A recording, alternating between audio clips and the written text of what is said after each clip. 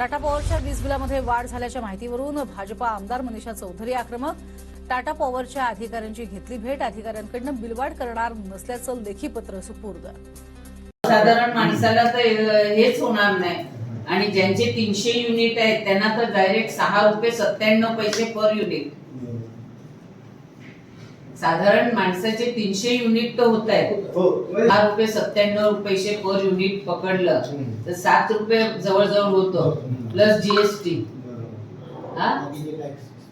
7 × 21 24-25 आएगा. 2500 रुपये एखाद्या माणसाला हे देणं हे चुकीचं होणार. तुम्ही पर इयर 10% वाढवले, इट्स ओके, पण तुम्ही एकदमच एवढे 60% वाढवणं योग्य नाहीये.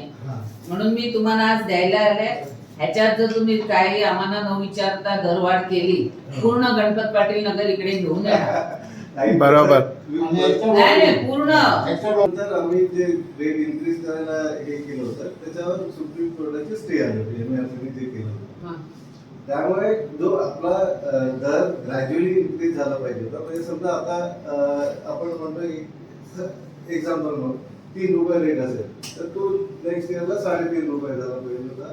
त्याच्या पुढच्या वर्षी 4.5 रुपये, म्हणजे जे महागाईचा दर आपण नाही. पण मी काय म्हणते, जर अडाणीचं रेट कमी आहे, बेस्टचा रेट कमी आहे, तर टाटाचा कसं, उलट टाटा तर स्वस्त देते म्हणून लोक टाटाकडे येतात. आणि आताही मॅडम निश्चिंतरा साहेबांनी पण सांगितलं की आमचा रेट अदानी किंवा जे काही कॉम्पिटिशन असतील त्यांच्यापेक्षा कमीही असेल. माझं काय म्हणते, एखाद्या पेपरवाल्याने दिलं असेल ही वेगळी गोष्ट, पण आता लोकसत्ता, पुढारी, लोकमत हे आणि टाइम्स ऑफ इंडिया आणि इंडियन एक्सप्रेस ह्यांच्याकडे बातमी म्हणजे कोणी अधिकृत समजतं ना.